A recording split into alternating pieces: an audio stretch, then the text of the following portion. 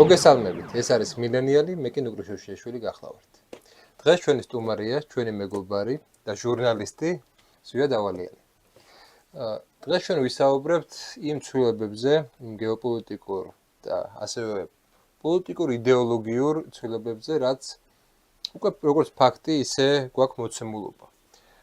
აი მაგალითად, USAID-ის დახურვა. მაგალითად ის რომ იმის მიუხედავად რომ ერთნაირი კარნავალი ელემენტები შეიცავს როგორც შეერთებულ შტატებში, ისე საქართველოში, ისე სერბეთში და ასე შემდეგ. ეს ლიბერალური გამოსვლები მაინც ვერ აღწევენ ვერაფერს. არადა სულ რამოდენიმე წლის წინ მათი აქციებს ჰქონდათ ისეთი ყოველ შემთხვევაში ძალა, შეიძლება ვერ ცვლიდნენ ხელისუფლებას, მაგრამ მინიმუმ რაღაც სანქციებს ან რაღაცა ყვითელ ბარათს იღებდა ესათვის ხელისუფლება ესეთ მოვლენების დროს. ჩვენ ხედავთ რომ USAID-ის მთელი რიგი ინფორმაცია ილონ მასკის თავისუფლებით გახდა საჯარო და ნახეთ რომ გათორმე მართლაც განსხვავებულ აზრის წარმომადგენლებს ბლოკავდნენ სპეციალურად ფაქტ-ჩეკერები და სხვადასხვა ესეთი ორგანიზაციები. ჩვენ ხედავთ რომ ყოფილა მთელი რიგი ექსპერტთა ჯგუფები, რომელსაც ფულს უხდიან იმიტომ რომ ეს ნარატივი გაეტარებინათ. ანუ ჩვენ ხედავთ იმას, რასაც ლიბერალები სხვებს აბრალებდნენ, თუმცა ეს ყველაფერი თვითონ ყოფილა. Fake news-ების გამავრცელებლებიც, სიტყვის თავისუფლების შემწყდველებიც, თავისუფლების მტრებით და ასე შემდეგ და ასე შემდეგ. მოკლედ ამ რეალობაში ჩვენ გვიწევს ახლა ცხოვრება და გარკვეულწილად მოდი მოვახდინოთ ამ ყველაფრის ანალიზი. ანალიზი მოვახდინოთ იმ რაღაც ჩვენი გამოცდილებებიდანაც, რაც წლებია უკვე გარკვეულწილად რაღაც იმას ვიღებთ, დარწმუნებს, აი მე მაგალითად ეგეთი საიტი იყო მონაჯი, რომელიც ხოშტარიამ და გირჩ ჯაფარიძემ დაარსა და იქ მე შემიყვანეს და რა მოტივით, რომ მე თქვი USAID აწესმეთ სახელმწიფო გადატრიალებას საქართველოში და ამიტომ შემიყვანეს მონაჯის. ეხლა ეგ საჯაროდ გახდა ცნობილი და აი საინტერესოა რომ ალბათ შენზეც იყო რაღაცა მსგავსი შეტევები. მაგრამ მოკლედ რასაც წლებია ვლაპარაკობდით, თურმე არანაირი შეთქმულებების თეორია ეს არ ყოფილა, ეს ყოფილა რაღაც სიმართლე და ეხლა ეს გამოვლინდა. მე მგონია ჩვენ რაღაცა განსაკუთრებული რაღაცა ინფორმაციით ან რაღაცა გონების ადამიანები არა ვართ, ჩვენ ვართ ჩვეულებრივი ადამიანები, რომლებიც უბრალოდ სიმართლეზე მივანიშნებდით და მაგიტომაც მოხდა ჩვენი სიმართლე დამემთხვა იმ სიმართლეს, რაც რეალურად იყო. ძალიან დიდი ფინანსები იდებოდა, მოდი ესე ვთქვა, ტყუილის წარმოებაში. ალტერნატიული რეალობის. ალტერნატიული რეალობის. გამარჯობა პირველ რიგში მინდა მივესალმო შენი პოდკასტის თითოეულ მაყურებელს ნუკრი. მიხარია რომ დღეს გვაქვს საშუალება ვილაპარაკოთ ამ ძალიან მნიშვნელოვან ცვლილებებზე შენს პოდკასტში და მოდით მე დავიწყებდი იცი რით გლობალურ შეფასებას გავაკეთებდი იმისას რაც მოხდა, რაც ხდება რა პროცესშიც ახლა ვიმყოფებით. და შემდეგ უკვე გადავიდეთ ლოკალურ თემაზე და თუნდაც ჩამოვიდეთ ინდივიდუალურ დონეზე, რა თქმა უნდა, ჩემზეც და ყველა თითოეულ ჩვენგანზე იყო შეტევა, ჩემზე სიუჟეტებიც აქვს გაკეთებული მაგალითად და აღარ არის ეს უკვე მნიშვნელოვანი, რა არის მნიშვნელოვანი დღეს. მე იმას, რაზეც შენ ვილაპარაკე, რაც შენ ჩამოთვალე იმ ფაქტების ერთობლიობას, დავარქმევდი გლობალური ლიბერალური ფაშიზმის დასასრულს. უბრალოდ ლიბერალური ფაშიზმის გლობალური განზომილების დასასრულს. ანუ გლობალურად ლიბერალური ფაშიზმი დამარცხდა, დასრულდა. პირველ რიგში ეს, რა თქმა უნდა, იგულისხმება ამერიკის შეერთებულ შტატებში. რა თქმა უნდა, ეს არ ნიშნავს, რომ ყველა კონკრეტულ ქვეყანაში იმ წუთში მოხდება იგივე და არც გარანტია გვაქვს იმისი, რომ მოხდება, თუ ჩვენ არ ვიმუშავეთ ამისთვის და ჩვენ არ აღმოჩნდით მზად აი ამ ეპოქისთვის, არ აუწყოთ ფეხი ამ ეპოქას, მაგრამ ყოველ შემთხვევაში გლობალურ ცენტრში ლიბერალური ფაშიზმი დამარცხდა. USAID-ის ფიასკო, მოდი ასე ვთქვათ, ან კატასტროფა არ არის მხოლოდ ერთი საერთაშორისო ორგანიზაციის კატასტროფა, საერთაშორისო, უბრალოდ ამერიკული დონორი საერთაშორისო ფონდის კატასტროფა. ეს არის ზოგადად იმ პოლიტიკის კატასტროფა და იმ პოლიტიკის ფიასკო, ოფიციალურად აღიარებული ფიასკო, რომელსაც ატარებდა USAID, უпростоრად, რომელსაც ატარებდა ამერიკის შეერთებული შტატები USAID-ის მეშვეობით. შენ არ გაქვს ის წარმოდგენა, რომ USAID მაინც დამოუკიდებელი ორგანიზმი იყო სახელმწიფოში. არის გარკვეულწილად, კი ბატონო, შეიძლება მე კი არა რუბიო ამბობს მაგალითად, რომ თურმე ამერიკის შეერთებული შტატების საელჩოს რომ კითხო და ამას ამბობს ოფიციალურად აცხადებს ამერიკის შეერთებული შტატების სახელმწიფო მდივანი აცხადებს, რომ თემ სოფლიოში რომ მიხვიდეო ამერიკის შეერთებული შტატების საელჩოებში და იქ გამოკითხო საელჩოს პერსონალი ან დაელაპარაკო დიპლომატებს პირველი პრეტენზია ექნებათ USAID-ის მიმართო და გეტყვიანო რომ საელჩოს საქმიანობას არა მარტო ხელს არ უწყობენო, არამედ პირიქით უშლიანო. ამას რუბიო ამბობს და შეიძლება ამას ამბობენ ცალკეული დიპლომატები, მაგრამ ნუ თუ ახლა ჩვენ დავაკვირდებით თუნდაც საქართველოს მაგალითზე გასული 2-3 წლის განმავლობაში რასაკეთებდა USAID და რასაკეთებდა ამერიკის საელჩო, მე პირადად, აი ჩემი პირადი აზრია, რომ დიდ განსხვავებას ვერ ხედავ მათ ქმედებებს შორის. შეიძლება სადმე იყო ეს განსხვავება. ან შეიძლება საელჩოს არ უნდოდა რაღაცას გაკეთება და USAID-ის ბულინგის ქვეშ იმყოფებოდა და უწევდა ისეთი რაღაცეების გაკეთება, რაც არ ვიცი, იდეაში შეიძლება ისინი ხვდებოდნენ რომ ცუდი იყო. ამას მომავალში გავიგებთ, შეიძლება გაკეთდეს რამე განცხადებები, შეიძლება მოყვეს რამე ახსნა განმარტებები, მაგრამ ბოლო 2 წლის განმავლობაში ხა საელჩოს ქმედება საქართველოსთან მიმართებაში თუნდაც არაფერში არ წერია, ანუ არ იყო სამართლიანი. არა მარტო საქართველოსთან მიმართებაში, არამედ ამერიკის ინტერესებთან მიმართებაში. იმიტომ რომ ამერიკის ინტერესი არ შეიძლება იყოს მტრების გამრავლება მსოფლიოში. მით უმეტეს იმ ქვეყანაში, რომელიც ალბათ ერთ-ერთი ყველაზე კეთილგანწყობილია საზოგადოებრივი აზრის თვალსაზრისით სხვათა შორის. ამერიკის მიმართ ყველა ქვეყანაში არ არიან კეთილგანწყობილი, მათ შორის ნატოს წევრ ქვეყნებშიც კი. კრიტიკა ასული აქციები იმართება ანტიამერიკული. საქართველო იყო შეიძლება ითქვას ერთ-ერთი და დღემდე რჩება გარკვეულწილად ერთ-ერთი ყველაზე კეთილგანწყობილი საზოგადოებრივი აზრის კუთხით ამერიკის მიმართ.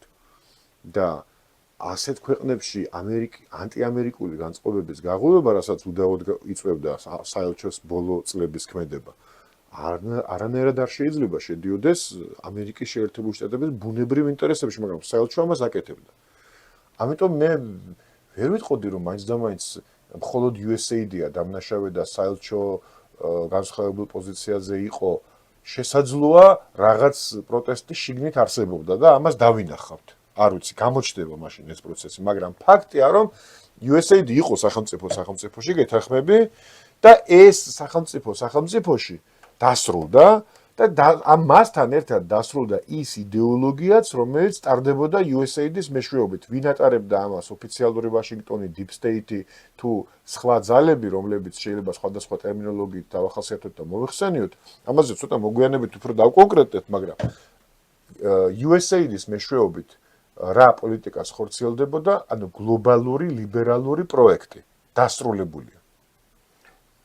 ეხლა რაც იწყება, უბრალოდ აი მისი ალტერნატივა. შენი აზრით რა არის? მე ისევ რუბიოს დავესესხები მაშინ და ვიტყოდი ესე, რომ რუბიო განაცხადა და ეს იყო ალბათ მისი საპროგრამო სიტყვაც და ამერიკის შეერთებული შტატების საგარეო პოლიტიკის დოქტრინაც, უბრალოდ საერთაშორისო პოლიტიკის დოქტრინაც მომდევნო 4 წლის განმავლობაში. მე ვფიქრობ, რომ მომდევნო 4 წლის განმავლობაში ყველა ქვეყანა წინ წამოსწევს საკუთარ ეროვნულ ინტერესებს და დაიცავს საკუთარ ეროვნულ ფასეულობებს. ანალოგიურად ისევე როგორც ამერიკის შეერთებული შტატები გააკეთებს ამას. ანუ ამერიკა აძლევს ტონს, ყოველ შემთხვევაში აქვს პრეტენზია, რომ მისცეს ტონი მთელს დანარჩენ მსოფლიოს და ვინაიდან თვითონ ამერიკის შეერთებული შტატები აქცენტს აკეთებს ნაციონალური ინტერესების დაცვაზე და ნაციონალური ინტერესების წინ წამოწევაზე, შესაბამისად სხვა ქვეყნებსაც აძლევს ამის უფლებას. ოღონდ ამ უფლებას უნდა გამოყენება. ანუ ამ უფლებას, რომელსაც ამერიკის შეერთებული შტატების ახალი ხელისუფლება იძლევა, ჯერ არ ნიშნავს იმას, რომ ამას ყველა გამოიყენებს. ჩვენ უნდა ვიყოთ მზად იმისთვის, რომ ავიღოთ ეს ძალაუფლება, რომელსაც დღევანდელი ადმინისტრაცია ჭყალებში რა თქმა უნდა ეს ყველაფერი ჩვენ არავისგან არ გვჭირდება რამე უფლების მოცემა კიდევ გამომდინარე რომ არ სუვერენული სახელმწიფო მაგრამ ну რეალობას თუ შევხედავთ ფაქტია ხო რომ დასავლურ სამყაროზე ორიენტირებული ქვეყნები დამოკიდებული არიან პირდაპირ თუ ირიბათ ამერიკაზე. შენ ხა ძალიან ოპტიმისტურად აღწერე რაღაცა მდგომარეობა მე უფრო გააჩნია ვის პოზიციაში ხარ. ეხლა ჩვენ ნახეთ ტრამპის ამერიკის პრეტენზიები პანამასთან მიმართებაში, გრენლანდიასთან მიმართებაში, მექსიკასთან მიმართებაში. და შენ თუ ხა სუსტის სახელმწიფო ხარ. ესეთი ეროვნული ინტერესების წინ წამოწევა და ძალის პოლიტიკა რეალურად არ გაძლევს მაინც და მაინც იმის საშუალებას რომ იყო წყნარად. არ გაძლევს იმის საშუალებას რომ იყო წყნარად. ეს ინსტიტუტები ახლა ჩემი წარმოდგენით იმის მიუხედავად რომ ამდენი წელია იდეოლოგიურ ველზე ვებრძვით მათ და ვცდილობთ რომ რაღაცნაირად აი ეს რეალობა დავანახოთ და ეს იდეოლოგიური სიყაბე გამოვავლინოთ, ხო? ამის მიუხედავად ეს ერთ რამეს აკეთებდა ეს იდეოლოგიური აპარატი ქმნიდა რაღაც წარმოსახვით რაღაც რეალობას რომ თითქოს ყველა თანასწორები ვართ თითქოს ყველა თუკი ლიბერალურ რაღაც დისკურსში მოხდებით ვართ მოკავშირეები ეხლა გამოდის გინდა ლიბერალი იყავი გინდა კონსერვატორი იყავი თუ ამერიკის ინტერესები არის ეს და ჯარს მოგაყენებს შენ რაღაცა უნდა დათმო პოზიცია ან ალტერნატიული ზალა უნდა გამონახო რომ შეაჩერო ეს აი ამ ახალ რეალობაში აი ტრამპის ადმინისტრაციის რაღაცა მოთხოვნა რო იყოს ესეთი კაცრი მოთხოვნა რა არ უნდა აშენდეს ანაკლი მაგალითისთვის ვამბობ ეს რატომ აღვიქვება ჩვენთვის რაღაც პოზიტიურ მოვლენად და ну გასაგებია რომ ეს ძველი პრობლემები შეიძლება აღარ იყოს აქტუალური მაგრამ ახალი უფრო სერიოზული პრობლემები ჩდება და როგორც გვაძლევს თუ არა ეს დამშვიდების საშუალება. კი ბატონო, გეთანხმები აბსოლუტურად რომ რეალობა რომელიც დადგა არ იქნება მხოლოდ და მხოლოდ პოზიტიური და შეიცავს თავის საფრთხეებსაც, მათ შორის იმ ტიპის საფრთხეებს, რასაც ილაპარაკე. არა მხოლოდ საქართველოს, არამედ ნატოს წევრი დანიაც მოვიდა დაპირისპირებაში, აგერ უпростоრად ამერიკის შეერთებული შტატების ტრამპის ვერსიის ამერიკის შეერთებული შტატების ინტერესები დაუპირისპირდა დანიის ინტერესებს. ნატოს წევრი დანიის ინტერესებს. რაც ძველ წესრიგში იყო შეუძლებელი. ამაშიც გეთანხმები. ანუ ძველი წესრიგი გულისხმობდა რაღაც თითქოს ილუზორულ, მაგრამ თითქოს ჰარმონიას მოკავშირეებს შორის, ახალ რეალობაში ეს ჰარმონია გაქრა, რადგან წამოვიდა წინა პლანზე ნაციონალური ინტერესები და შეიძლება ნაციონალური ინტერესები დაუპირისპირდეს მოკავშირე ქვეყნის ნაციონალურ ინტერესებსაც. ან მოდი ასე ვთქვათ, ყოველთვის არ დაემთხვევა ამ ახალ რეალობაში მოკავშირეების ინტერესებიც კი ყოველთვის არ დაემთხვევა ერთმანეთს. მაგრამ ეს ისედაც ფაქტია. ჩვენ რატომ დაინგრა ეს რეალობა, რომელზეც ვლაპარაკობთ, ლიბერალური დღის წესრიგი? იმიტომ რომ ის არ იყო ადეკვატური რეალურ სიტუაციასთან.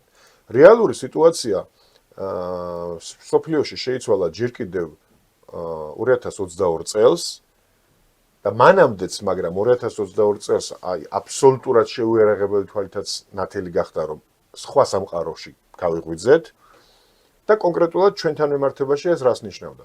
ჩვენი ინტერესი არ დაემთხვა, მოდი პირდაპირ ვთქვათ, არ დაემთხვა ჩვენი ინტერესი ჩვენი დასავლელი მოკავშირეების ინტერესებს. დასავლელი ჩვენი მოკავშირეების ინტერესი იყო ჩვენ მაქსიმალურად გაგვემწვავებინა რუსეთთან დაპირისპირება, იქამდეც კი რომ მათთვის მისაღები იყო ომის სცენარი და პირიქით ბევრი დასავლელი ლიდერი და პოლიტიკოსი პირდაპირ მოგვიწოდებდა კიდეც ამისკენ და ვინც პირდაპირ არ მოგვიწოდებდა, ფაქტობრივად გვიბიძგებდა ირიბათ აქეთკენ და ჩვენი ინტერესი ბუნებრივია ეს არ იყო და ვერც იქნებოდა, იმიტომ რომ აქ ჩვენი სახელმწიფოს კი არა, საერთოდ ფიზიკური ყოფნა არ ყოფნის საკითხი დადგებოდა ამ შემთხვევაში. ამიტომ ჩვენ ჯერ კიდევ ძველ რეალობაში დავუპირისპირდით ინტერესთა კონფლიქტი ჩვენსა და ჩვენს მოკავშირეებს შორის დე ფაქტო დადგა ჯერ კიდევ წინა ლიბერალურ რეალობაში. და ის ლიბერალური რეალობა დაინგრა იმის გამო, რომ მან უბრალოდ ვერ აღწერა რეალური სიტუაცია და ვერ მოძებნა აქედან გამოსავალი. იმ სისტემაში ამ კოლიზიიდან გამოსავალი ვერ მოიძებნა. შეიძლება თუ არა მომავალშიც დადგეს ასეთი ანუ მომავალშიც განმეორდეს ასეთი წინააღმდეგობა მათ შორის მოკავშირეებს შორის. შეიძლება. მათ შორის შეიძლება ანაკლიაც იყოს ერთ-ერთი წინააღმდეგობის წერტილი მაგალითად ჩვენსა და ამერიკელებს შორის. მაგრამ ამ შემთხვევაში ჩემი აზრით ახალი დღის წესრიგი ჩვენ უკვე გვაძლევს ალგორითმს როგორ უნდა ვიმოქმედოთ. ალგორითმი არის ეროვნული ინტერესები უპირველეს ყოვლისა. შესაბამისად, თუ ჩვენთვის იქნება ჩვენი ეროვნული ინტერესებისთვის, როგორც იქნება უკეთესი, ისე უნდა ვიმოქმედოთ ამ შექმნილ სიტუაციაში. ალგორითმი ესეთია. მაგრამ აი ეხლა მოდი ისე ავიღოთ წლების განმავლობაში შიდა პოლიტიკას გადავიდეთ. წლების განმავლობაში დემოკრატია აღიქმებოდა როგორც ენჯიოკრატია რეალურად, ხო? ეხლა რეალურად სოციალურ ქსელშიც ჩანს ეს, მაგრამ რადგან დაფინანსება უწყდება, რადგან ისეთი ინსტრუმენტალი ინფრასტრუქტურა აღარ იქნება, რასაც კარი ძალები უკრიდნენ მათ, ბუნებრივია ეს ძალები დაკარგავენ საკუთარ გავლენებს. მათი ძალები ძირითადად მათი ლეგიტიმაცია აგებული იყო გარე ფაქტორებზე.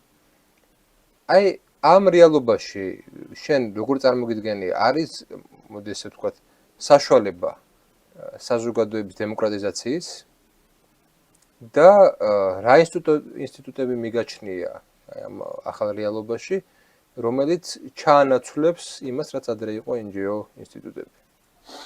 ძალიან კარგი შეკითხვაა. ნუ პირველ რიგში დავიწყებ იმით რომ გეთანხმები, ანუ ძველი დემოკრატია ლიბერალურ დღის წესრიგთან ერთად დასრულდა.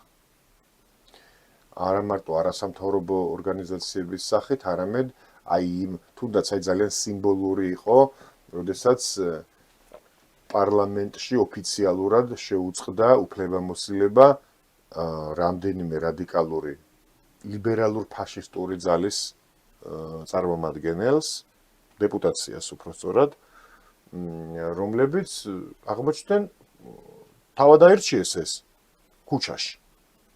ესეც სიმბოლურად ხაზს უსვამს იმას, რომ გლობალური ლიბერალური პროექტი დასრულებულია. მაგრამ რა დაიკავებს მის ადგილს? რა იქნება, ვინ იქნებიან ახალი დემოკრატიის აქტორები, ასე ვთქვათ.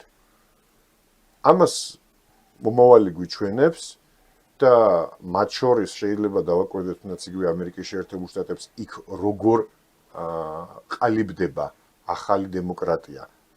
შეიძლება ეს იყოს მაგალითად უბრალოდ მაგალითის სახით ვამბობ. შეიძლება ეს იყოს რელიგიური ინსტიტუციები. ჩვენ შემთხვევაში შეიძლება იყოს ეკლესია, ერთ-ერთი, მაგრამ არა ერთადერთი. შეიძლება იყოს პროფკავშირები. შეიძლება იყოს სხვა ტიპის საზოგადოებრივი გაერთიანებები, მაგრამ ეს აუცილებლად უნდა იყოს ადგილობრივ ბაზაზე წარმოშობილი პირველ რიგში. ანუ მთავარი პრინციპი იქნება მომავალში, რომ დემოკრატიის აქტორები იქნებიან წარმოშობილი ადგილობრივ ნიადაგზე.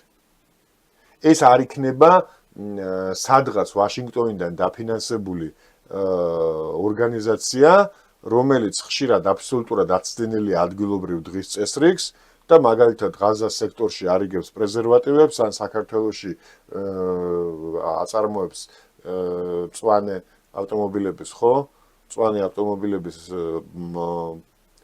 პრომოუშენს, რეკლამას, რაც თავისთავად არაფერი ამაში ცუდი არ არის, მაგრამ საქართველოს წინაშე, ქართული საზოგადოების წინაშე არის უფრო მნიშვნელოვანი გამოწვევებიც და თუ ვინმეს საქართველოსთვის დღეს კარგი უნდა და უნდა რომ საქართველოში ფული დახარჯოს, ჯობია რომ სხვა ტიპის პროექტებში ჩაიდოს ეს ფული, თან ეს ყველაზე უწყინარი პროექტია იმათ შორის, რაც მათგან ფინანსდებოდა. სინამდვილეში ეს მხოლოდ საფარია, დანარჩენი ფული, ვიცით ჩვენ კარგად რაშიც იხარჯებოდა პოლიტიკურ დესტრუქციაში, რევოლუციის მოწყობის მცდელობაში და ასე შემდეგ. მოკლედ, აი ასეთი ტიპის გლობალური ცენტრიდან მართული დემოკრატიის აქტორები აღარ იქნებიან. ან ყოველ შემთხვევაში თუ იქნებიან, მათი გავლენა ძალიან შესუსტდება. ვინ დაიკავებს მათ ადგილს და რა იქნება ეს ინსტიტუტები, კონკრეტულად დღეს ამის თქმა რთულია, მაგრამ ეს ინსტიტუტები იქნებიან ადგილობრივ ნიადაგზე აღმოცენებული. და დემოკრატიული პროცესის განვითარება ბუნებრივად წარმოშობს. სხვათა შორის NGO-ს კრიტიკის ერთ-ერთი ასპექტი ყოველთვის იყო აკადემიურ სივრცეში ის, რომ გარედან დაფინანსებული NGO ან სამოქალაქო საზოგადოება ბლოკავდა ადგილობრივ ნიადაგზე რეალური სამოქალაქო საზოგადოების განვითარების პერსპექტივას. იმიტომ რომ ეს ნიშა ჰქონდა დაკავებული მათ და სხვათა შორის თვითონ იმ არასამთავრობო სექტორშიც რამდენიმე არასამთავრობო ორგანიზაცია იყო, რომელსაც ლომის წილი ეკავა როგორც ფინანსებში, ისე პოლიტიკური გავლენით.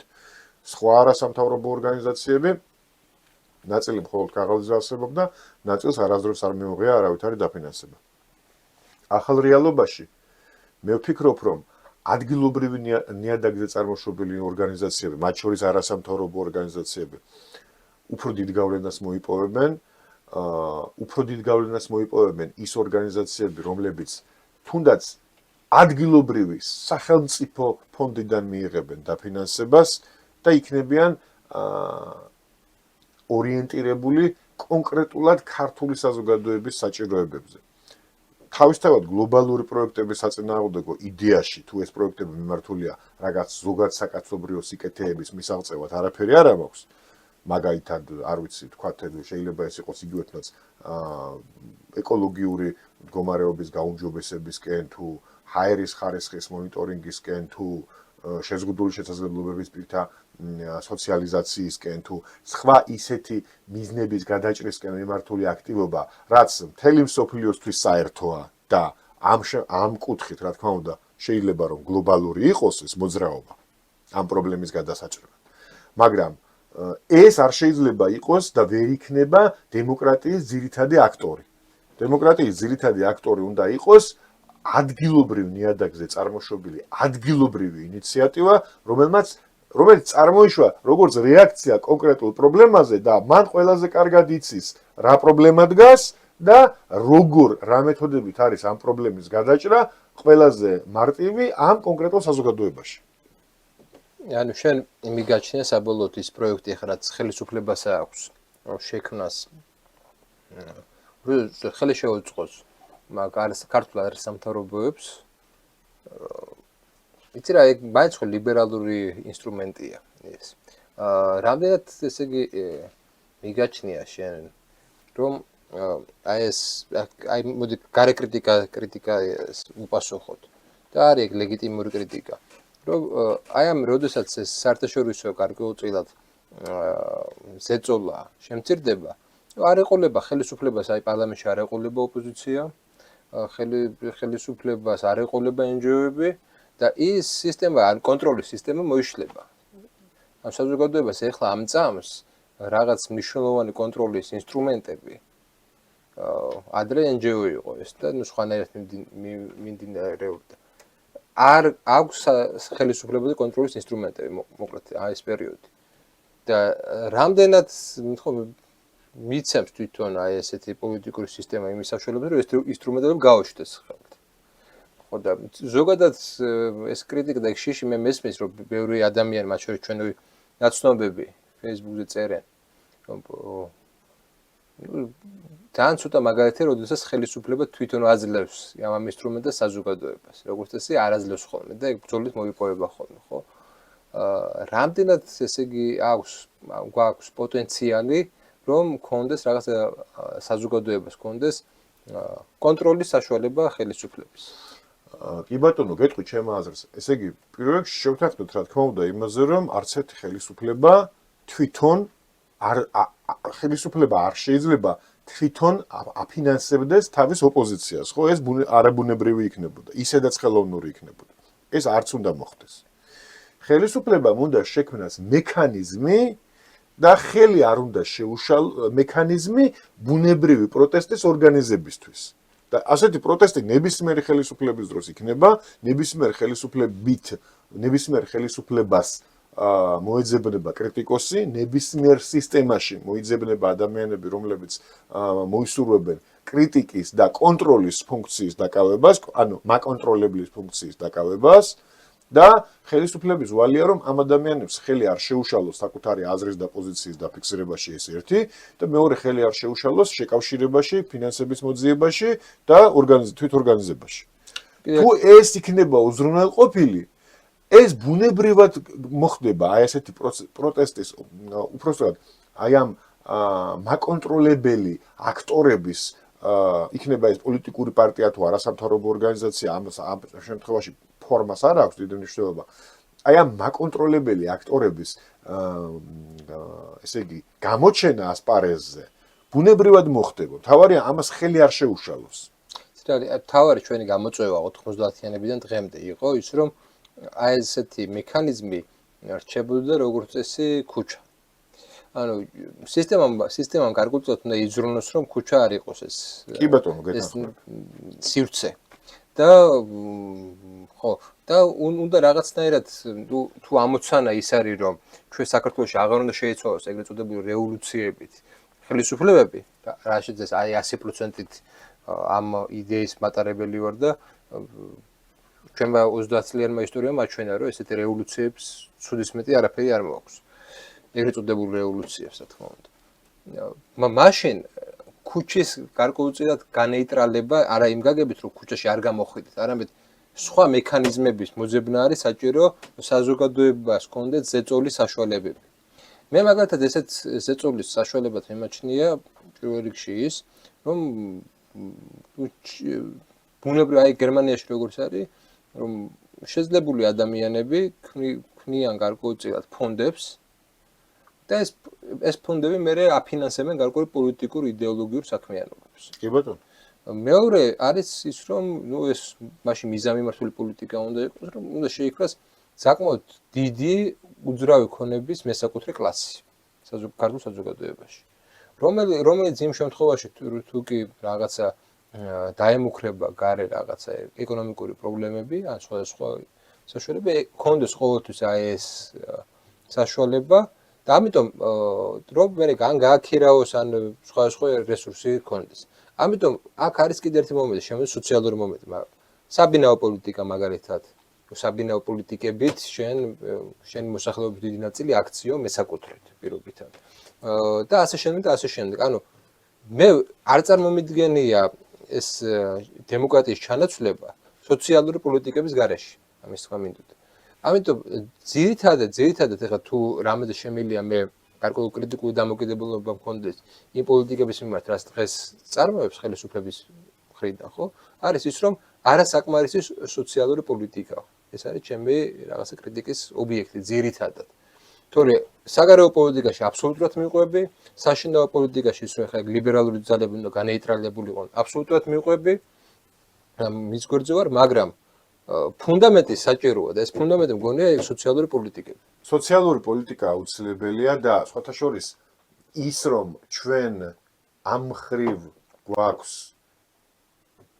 ბევრი რამ გასაკეთებელი წინ გამოწვეულია ისევ და ისევ იმ სუვერენულობის დეფიციტით რომლის მსხვერპლიც ჩვენ ვიყავით. სუვერენულობის დეფიციტი გულისხმობდა არა მხოლოდ საგარეო და საშინაო პოლიტიკაში სუვერენიტეტის დეფიციტს, არამედ ასევე იდეოლოგიურად სუვერენიტეტის დეფიციტს.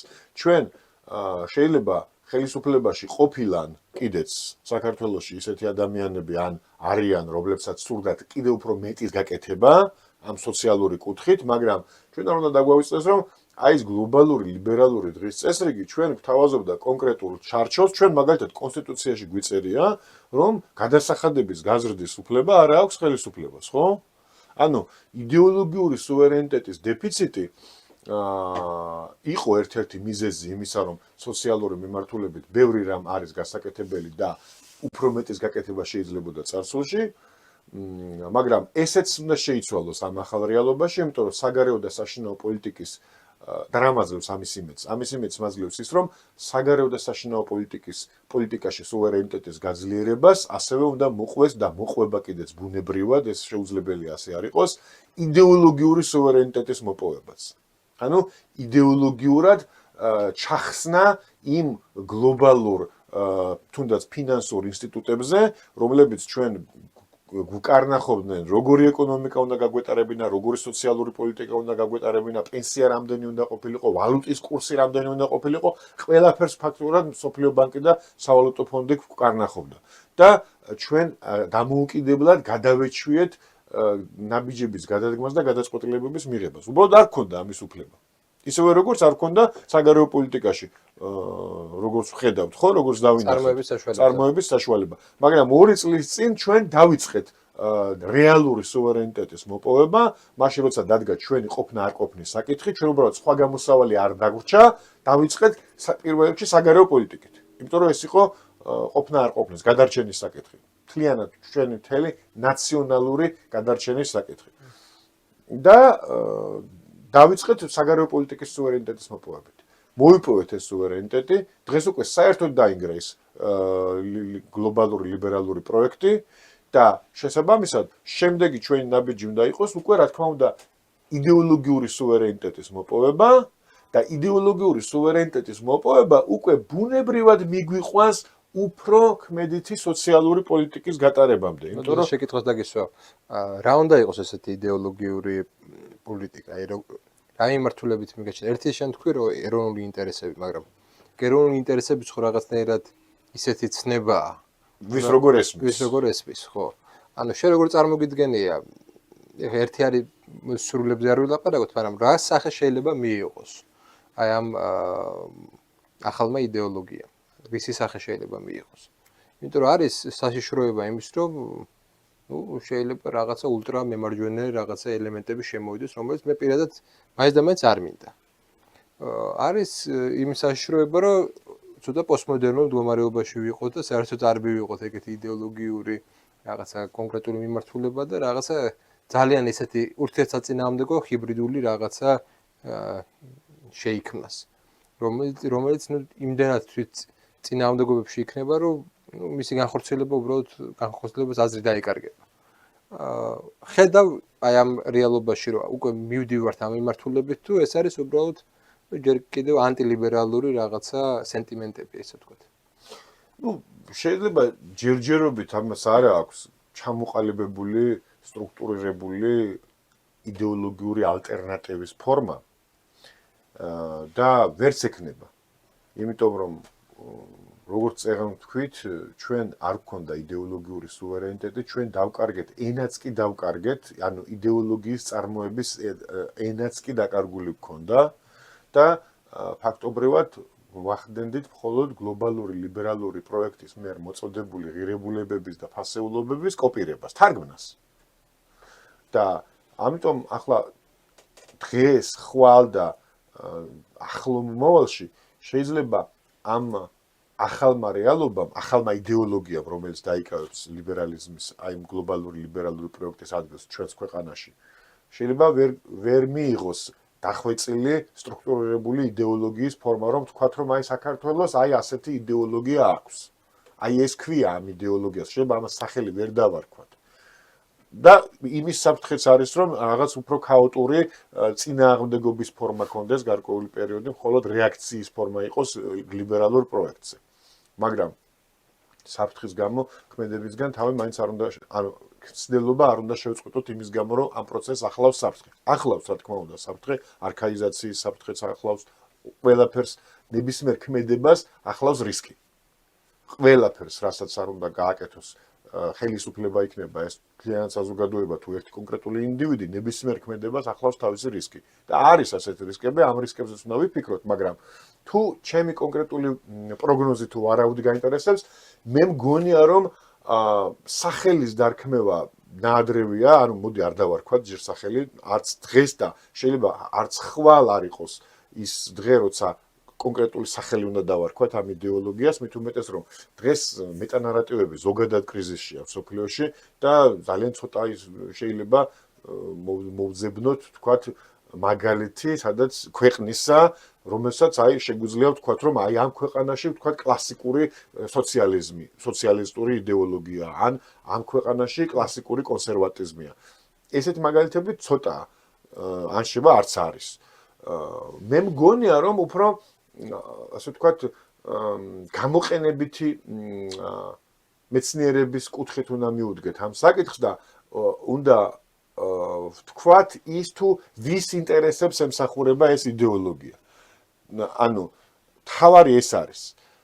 თუ კი ჩვენ განსაზღვრავთ და თუ კი ჩვენ მივალთ იქამდე რომ ეს იდეოლოგია მოემსახუროს ქართველ ხალხს და ამოდიოდეს ქართველი ხალხის ინტერესებიდან, მაშინ ამას რას დავარქმევთ უკვე? განსაკუთრებულად მნიშვნელობა არ აქვს, იმიტომ რომ შეიძლება ქართველი ხალხის ინტერესები ითხოვდეს, თქვათ, გარკვეული იდეოლოგიური ჰიბრიდის შექმნასაც. თქვათ, შეიძლება რაღაც მიმართულებით იყოს კონსერვატიული, კლასიკური იდეოლოგიებზე გადაყვანით, ასე ვთქვათ. შეიძლება რაღაც მიმართულებით კონსერვატიზმის ელემენტები იყოს საჭირო, რაღაც მიმართულებით სოციალიზმის ელემენტები იყოს საჭირო, რაღაც მიმართულებით შეიძლება ლიბერალიზმის ელემენტებიც შენარჩუნდეს და ის იყოს მოთხოვნა ქართველი ხალხის, ობიექტურად შედიოდეს ქართველი ხალხის ინტერესებში. მაგრამ თავარია რომ ეს არ უნდა იყოს თავს მოხვეული გლობალური პროექტი, რომელსაც არავითარი კავშირი არ აქვს ამ კონკრეტული ხალხის და საზოგადოების სურვილებთან, მისწრაფებებთან, ამოცანებთან და პრობლემებთან. ამ გლობალური ლიბერალური ფაშიზმის თავარი ბოროტება რა იყო? თავარი ბოროტება იყო ის, რომ ის არ ამოდიოდა კონკრეტული საზოგადოების ინტერესებიდან. ის ამოდიოდა რაღაც გლობალური ღირებულებების კრებულიდან, რომელზეც არასდროს არავინ არ შეთანხმებულა, რომ აი ეს ღირებულებები არის ჩვენთვის მნიშვნელოვანი, ავიღოთ ელემენტარულად და არა მარტო ჩვენთან, თვითონ ამერიკაშიც. რა იყო ტრამპის პირველი ოფიციალური განცხადება? ტრამპმა თქვა და რაც ჩემთვის გახდა სიმბოლური წერტილი გლობალური ლიბერალიზმის დასასრულის. ტრამპმა თქვა, რომ დღეიდან ამერიკის შეერთებული შტატების ოფიციალური პოლიტიკა იქნება, რომ არსებობს მხოლოდ ორი სქესი, ქალი და მამაკაცი.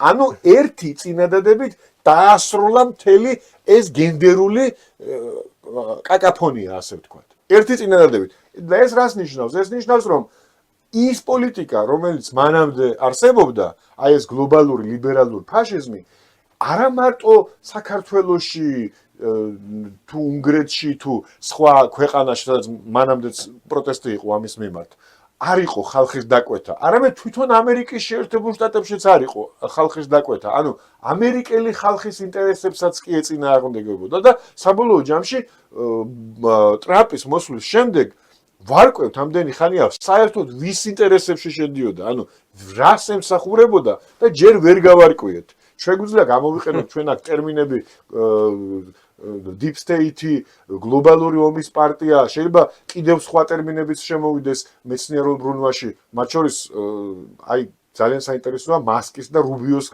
განცხადებები ამ კუთხით. მაგრამ რაც არ უნდა დავარქვათ, ფაქტი არის ის, რომ ეს პროექტები არ ემსახურებოდა ხალხის ინტერესებს. და ვის ინტერესებს ემსახურებოდა დღემდე ვერ გავარკვიეთ. გარკვეული ძალების რომლებიც ორგანიზებული ძალები იდეოლოგიურ ძალადობას ახორციელებდა მათ შორის ამერიკის შეერთებული შტატების მოსახლეობაზეც. სულიად აი ბოლოსკენ მივდივართ და აი მაინტერესებს ჩვენ მაინც იცნობ ჩინეთს და აკვირდები მithumedes როგორც ქართველი. აი რა გონია შენ ქართველები რას ვისწავლით ჩინელებს, რას გადმოვიღებთ? და რას ვერ გადმოვიღებთ, ეგაც თქვი. იმიტომ რომ რაღაც ცივილიზაციური განსხვავება არის, ფაქტია და ჩვენ სხვა მიმართულებით ვითარდებოდით საუკუნე და ჩინელები სხვა მიმართულებით ვითარდებოდნენ.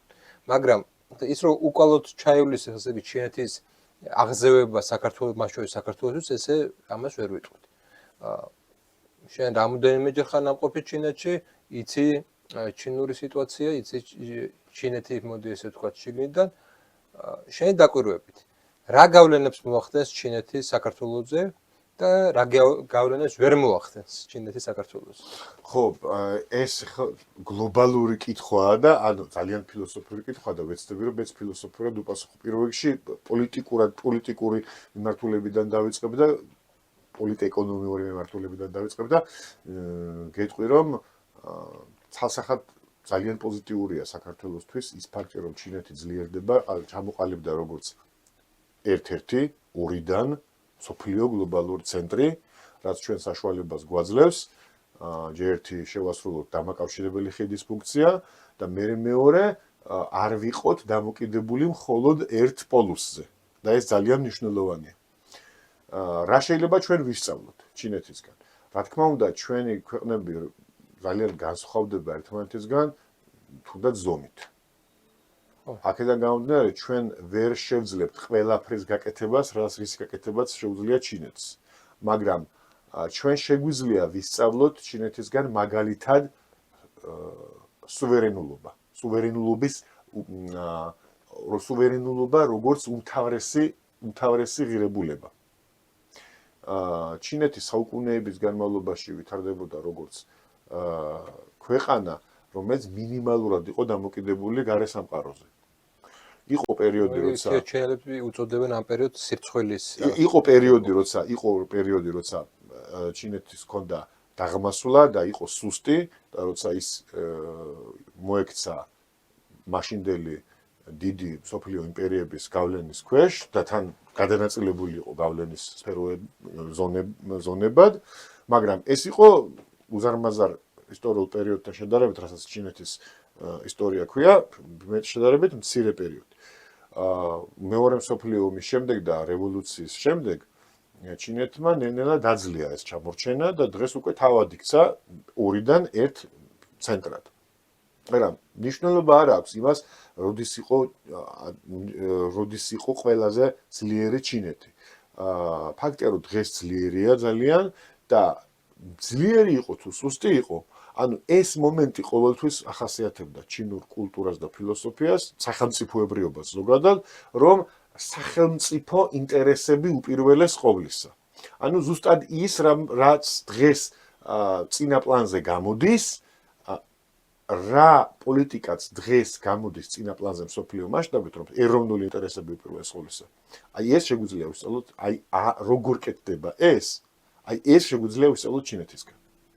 რა თქმა უნდა, და რას ვერ ვისწავლით, მე მგონი ვერ ვისწავლით იმას, რაც უშუალოდ ზომასთან არის დაკავშირებული და მასშტაბთან, ანუ ჩვენ ვერ შევძლებთ, რა თქმა უნდა, გავაკეთოთ ყველაფერი, რაც შეიძლება გააკეთოს ჩინეთმა. მაგრამ პრინციპის დონეზე, რომ ჩვენი სახელმწიფო, თუ ჩვენ ვთანხმდებით იმაზე, რომ ჩვენ გვჭირდება დამოუკიდებელი სახელმწიფო, მაშინ უნდა შევთანხმდეთ იმაზე, რომ ამ სახელმწიფოს ინტერესები არის პოლიტიკის უმაღლესი პრიორიტეტი. წინააღმდეგ შემთხვევაში საერთოდ უნდა გადავიაზროთ, მაშინ საერთოდ გვჭირდება თუ არა დამოუკიდებელი სახელმწიფო, იმიტომ რომ არის მსოფლიოში უამრავი ხალხი, რომელსაც არ აქვს დამოუკიდებელი სახელმწიფო და რა ვიცი, ზოგი კარგად ცხოვრობს, ზოგი ცუდად ცხოვრობს, მაგრამ ყოველ შემთხვევაში ცხოვრობენ. ანუ ამით რისი თქვა მინდა, რომ თუ ჩვენ გვინდა დამოუკიდებელი სახელმწიფო და ამაზე შეთანხმებული ვართ, მაშინ ავტომატურად ეს გულისხმობს და უნდა გულისხმობდეს იმასაც, რომ ამ სახელმწიფოს ინტერესები არის პოლიტიკის უმაღლესი პრიორიტეტი. ამაზე ზემოთ არაფერი არ დგას.